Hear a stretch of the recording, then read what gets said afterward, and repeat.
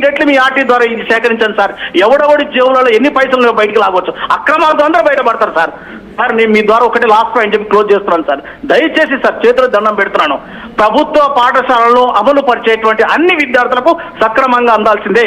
పేదవాడి నోటికాడికి వచ్చేది ఎవడన్నా విమర్శిస్తే ఎంత జ్ఞాన సంపడు కానీ సరస్వతి పుత్రుడు కానీ సార్ ఆయన చదువుకొని ఏదో జ్ఞానం సంపాదించవచ్చు. మేము మీ ద్వారా టీవీల ద్వారా మాధ్యమికాల ద్వారా ఎంతో జ్ఞానం నేర్చుకుండవచ్చు. మేము ఈ మాత్రం జ్ఞానం ఉందంటే ఆ రోజుల్లో ప్రభుత్వం మాకు ఇచ్చిన వసతుల వల్లనే. 100% చెప్తున్నా, అవన్నీ అందాల్సిందే, ఉచితాలు అందాల్సిందే, అవి క్వాలిటీగా అందాలి, పర్యవేక్షణ ఉండాలి. రెండవది మూడవది నేను చెప్పేది ఏంటంటే ప్రభుత్వ పాఠశాలకు విడుదలైనటువంటి నిధులు సక్రమంగా ఉన్నాయా లేదా, ఎంత సంపూర్ణంగా భవనాలు ఉన్నాయి, ఇవన్నీ కావాలని కోరుకుంటూ అవకాశం ఇచ్చిన మీకు చేతులైతే నమస్కారం చేస్తూ థ్యాంక్ యూ శ్రీనివాస్ గారు, thank you for your reaction.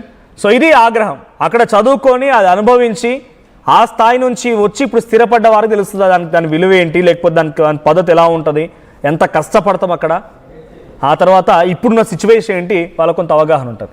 So ఇంకొక కాలర్ కూడా ఉన్నారు. బిఫోర్ ఐ కంటిన్యూ, శ్యామ్ ఉన్నారు. శ్యామ్, సో ఫైనల్గా కంక్లూడ్ చేయండి.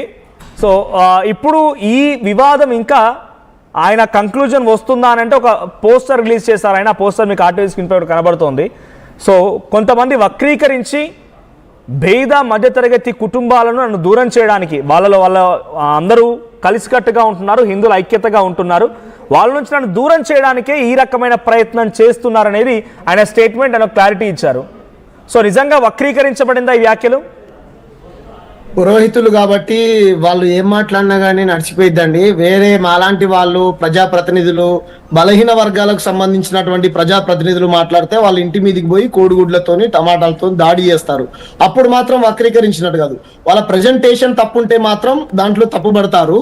వీళ్ళు మాట్లాడిన దాంట్లో ఎంత అసహ్యంగా మాట్లాడారండి గరికపాటి గారు అంటే, శోభనానికి ఏమంటారు, శోభన గదికి వెళ్ళేటువంటి కుర్రాళ్ళలాగా తయారు చేస్తున్నారు అన్నారండి. ఆయన నోటితో ఆయన అన్నాడు కదండి, దాన్ని ఎవరైనా వక్రీకరించారా? సరే ఓకే, పెద్దలు వాళ్ళు తిడతారు, ఏదైనా తిట్టడమైనా పొగడమైనా ఏదైనా వాళ్ళకే సొంతం, వేరే వాళ్ళు ఎవరు మాట్లాడడానికి ఇది లేదు. వాళ్ళు మాట్లాడితే సంస్కరణమైనటువంటి భాష, వేరే వాళ్ళు మాట్లాడితే అభ్యంతరం. అయినా సరే మేము అడుతూనే ఉన్నాం. మేమేమంటున్నాం అంటే, మీరు గరికపాటి గారు తక్షణమే బేషరతుగా తెలంగాణ ఆంధ్రప్రదేశ్ లో ఉన్నటువంటి యావత బడుగు బలహీన వర్గాల బిడ్డలకు, పేరెంట్స్ కి, ముఖ్యంగా ఈ తెలంగాణలో ఉన్నటువంటి అందరికీ మీరు క్షమాపణలు చెప్పాలి. ఎందుకంటే నా చిన్నతనంలో బడికి రారా బడిలో గుడ్డిస్తారంట, బడికి రారా బడిలో పుస్తకాలు ఇస్తారంట, బడికి రారా బడిలో బూట్లు ఇస్తారంట అంటేనే ఏజెన్సీ ఏరియాల్లో ఉన్నటువంటి పిల్లలు అరే గుడ్డు పెడతారంట, బట్టలు ఇస్తారంట, షూస్ ఇస్తారంట అని కాళ్ళకు చెప్పులు లేకుండా, కడుపుకు తిండి లేకుండా ఊరవతల బతికినటువంటి మా వర్గాల బిడ్డలు బడి బాట పట్టిర్రు. కాబట్టి నువ్వు గుడ్డు పెట్టొద్దంటున్నావు, పుస్తకాలు ఇవ్వద్దంటున్నావు, బట్టలు ఇవ్వద్దంటున్నావు, ప్రభుత్వాలను విజ్ఞప్తి చేస్తున్నావు అంటే కొన్ని వర్గాలకు విద్యను దూరం చేసేటువంటి కుట్రలో భాగంగా మీరు ఇటువంటి వ్యాఖ్యలు చేసినట్టుగా మరి అనుమానం కలుగుతుంది. మీరు ఎందుకు ఇటువంటి వ్యాఖ్యలు చేశారో బేషరతుగా క్షమాపణ చెప్పండి. ఎవరి దయాదాక్షిణాలతోని మాకు ఈ రోజు ప్రభుత్వాలు నిధులు కేటాయిస్తలేవండి, ఇది మా హక్కు. వేల వందల సంవత్సరాలుగా మా మహానుభావులు మా కోసం కొట్లాడి ఈ దేశంలో అందరికీ వైద్యం గాని విద్య గాని ఉచితంగా అందాలని చెప్పేసి మాలాంటి వాళ్ళని కొట్లాడుతూ ఉన్నాం.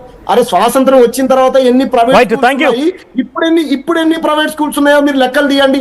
ఒక పక్కన పృథ్వన్న చెప్పింది 100% కరెక్ట్. ఈ రోజు గవర్నమెంట్ స్కూల్స్, కాలేజీలని మొత్తం నిర్వినియోగం చేసి ప్రైవేటు విద్యా విధానాన్ని పెంచి పోషించడం కోసం మీరు వాళ్ళ కొమ్ము కాసే విధంగా మాట్లాడారనేది కూడా ఈ రోజు అనుమానంలో భాగమే.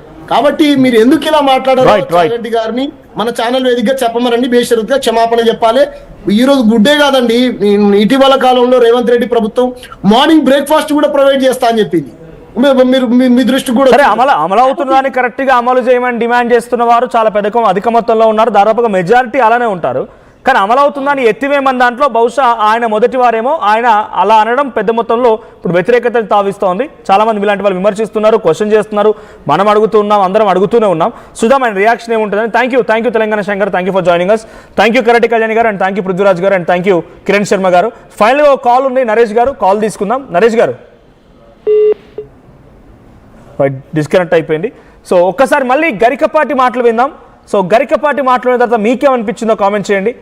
మీ ఇంట్లో, మీ కుటుంబంలో ప్రభుత్వ పాఠశాలలో చదివే పిల్లలు నిజంగానే ఉంటే వాళ్ళకి మధ్యాహ్న భోజనం అనవసరం అనుకుంటున్నారా, మధ్యాహ్న భోజనం పెట్టొద్దు అనేటువంటి ఆయన మాటను మీరు సమర్థిస్తున్నారా? కామెంట్ చేయండి. వాళ్ళల్లో మధ్యాహ్న భోజనం ముఖ్యమైనది, చదువు మధ్యాహ్నం అయిపోయింది, చదువు ఎవడికి అక్కర్లా. భోజనంలో గుడ్డెట్టారా, గడిది గుడ్డెట్టారా? అన్నం తినేవాడు కోడిగుడ్డు పెట్టడం ఏంటంటే బుద్ధి ఉందా లేదా?